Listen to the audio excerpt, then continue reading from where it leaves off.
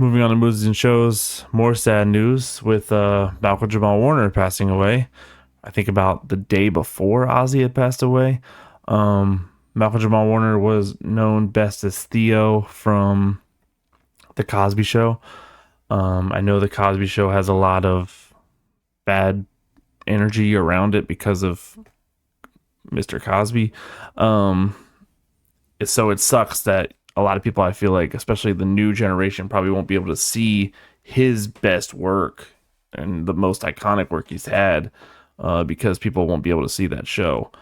That's really unfortunate. But he was in the Cosby Show. He was in Community for a little bit. He was in Dexter for an episode playing Rita's lawyer, Malcolm and Eddie.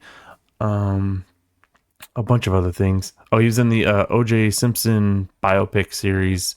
He played AC, which was really good characterization there. So, just a lot of iconic losses this week, unfortunately. So, I don't really want to talk about death so much on the show, but I mean, these two were just so impactful. I think that it was hard not to speak about them. So, rest in peace to Malcolm Jamal Warner. In slightly less sad news, the Late Show with Stephen Colbert will be canceled by CBS and Paramount. Um, the Late Show is one of those shows that has inspired me to do this. Is talk to a microphone and talk to a camera and everything. When I first, was even just being a kid, I remember when all the Late Show hosts were changing, like Jay Leno was supposed to be switching to Conan O'Brien and then switched to Jimmy Fallon. And then Seth Meyers came in and took Jimmy Fallon's late night show.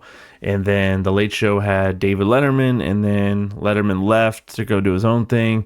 And then Stephen Colbert took the heel there. It's one of those things that's impacted me a lot. Like it's inspired me to want to do anything, to either be on those shows or host one of those shows or anything like that. Like that's one of just my dreams, to do something like that. So to see one of them really get canceled and not even replace him as a host, they're just canceling the Late Show altogether. It's just one of those staples in entertainment and TV that is just, that medium is dying, and it's because of forms of technology like this and podcasting and TikToks and anything short form and very quick. It's those type of shows are losing their edge. While they still get the top billing and A-list, celebrities to come on their shows, they're not exactly holding people's attention because they're an hour and a half long at late at night, and people would much rather be on YouTube or on their podcast app or TikTok or Reels or Shorts or whatever it is. It's just sad to see that go away. But so I wish Stephen Colbert all the best. I'm sure he'll do something great later on, maybe a podcast or something else like that. But best of luck to you, Stephen. Thank you for the memories. Thank you for the inspiration. Off of the sad news, back to the regular news. The creator of Breaking Bad put out this poster and didn't give a name of what this is. All they really said was it's going to be some sort of psychological sci-fi thing, and it's going to be on Apple TV. And honestly, I think this is really smart marketing, because putting from the creator of Breaking Bad, if you have seen Breaking Bad, is great marketing. I'm already sold. I don't know what this is. This looks super interesting. It looks like some sort of petri dish with a smile drawn in it. Like, I'm sold. I don't know what the thing's called. I don't know who's in it. I don't know anything, but I'm sold on it. I definitely want to see whatever this is going to be. I'm assuming it's an Apple TV Plus series, not really a movie, but we shall see. So I got good hopes for this.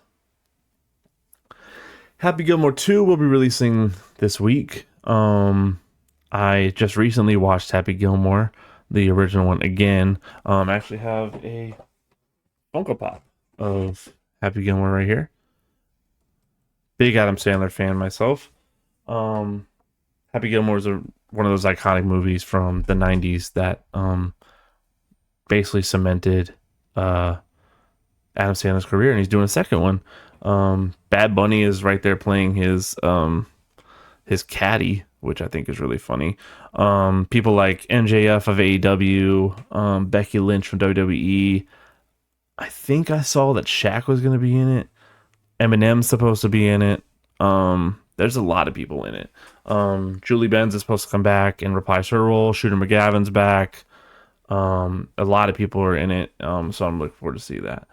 That would make Happy Gilmore my movie recommendation of the week.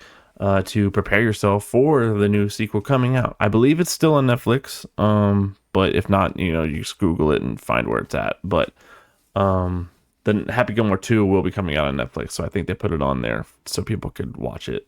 But definitely recommend this movie if you're not hip to Adam Sandler. He does these movies with kind of the same people over and over again. Like he has this little group of people that he works with, and really good. Happy Gilmore, Big Daddy, bunch of other movies. So I would definitely recommend anything from Adam Sandler's catalog, besides Jack and Jill.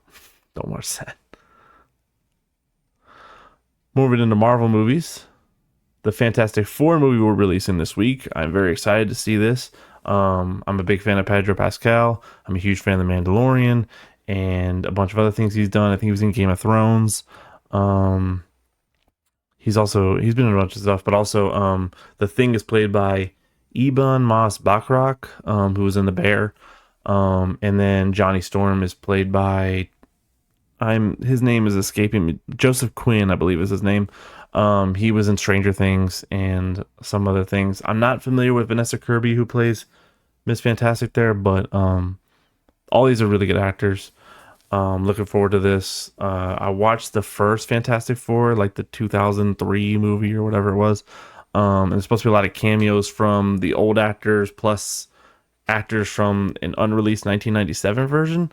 And then they're supposed to introduce the Silver Surfer and Galactus. So all that's supposed to be really cool.